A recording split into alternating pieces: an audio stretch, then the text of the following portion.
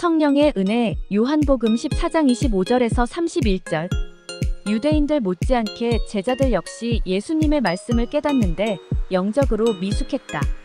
그러나 성령께서 오순절을 기해 그들에게 강림하신 후 그들은 그동안 깨닫지 못한 많은 진리들을 분명하게 인식하게 되었다. 이 땅에 오신 예수님이 우리에게 주신 약속은 보혜사 성령을 보내신다는 것과 우리를 위하여 하늘나라의 집을 지으시는 것이다.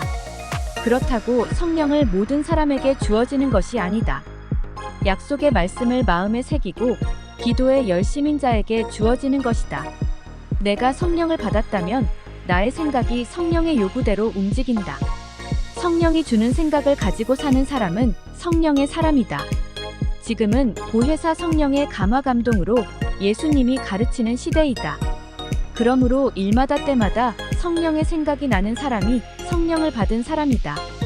성령은 진리의 영으로서 진리를 깨닫고 기억나게 하심으로써 구속사역을 진행시키는 것이다.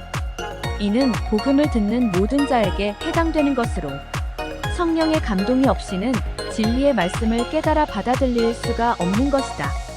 그리스도의 예언은 하나님의 말씀으로 역사 속에서 반드시 성취되는데 이는 하나님께서 역사의 주관자이시기 때문이다. 예수님께서 예언하신 대로 예수님은 십자가의 고난 받으신 후 부활하시어 승천하였고 성령이 오순절에 임하시어 제자들도 복음을 담대히 증거케 하였다. 이제 그리스도의 재림이 그 예언대로 이 땅에 임할 것이다.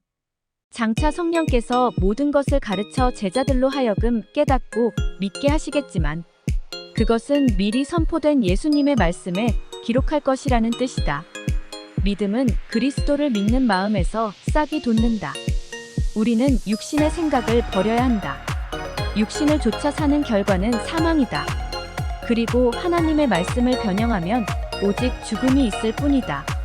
예언의 말씀을 더하거나 덜하면 하나님이 우리에게 재앙을 내리거나 거룩한 성에 들어가는 것을 제하신다.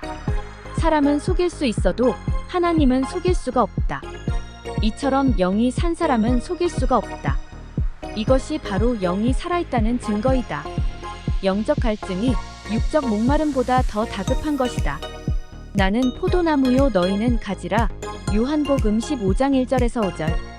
그리스도께서는 자신을 참 포도나무로 비유하셨다. 그런데 성경에서는 이스라엘 종종 포도나무로 표현되었다.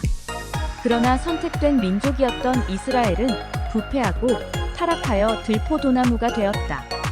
주님께서는 이와 같은 이스라엘을 염두에 두시고 자신의 완전하시고 변함없으신 신성에 의거하여 자신을 참 포도나무도 비유하신 것으로 보인다.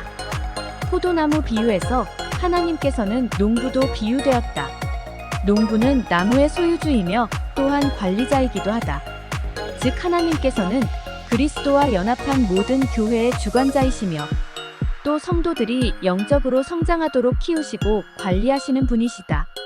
그러므로 교회와 그에 속한 개개인들은 항상 하나님의 주권과 그분의 통치하심을 인정해야 한다. 농부가 하는 일은 열매 맺지 못하는 가지는 잘라내고 열매 맺는 가지는 더 많은 열매를 맺을 수 있도록 잘 가꾼다. 농부가 열매 맺지 못하는 가지를 잘라내는 이유는 열매를 잘 맺는 가지로 하여금 더욱 많은 영양분을 섭취하도록 하기 위해서이다.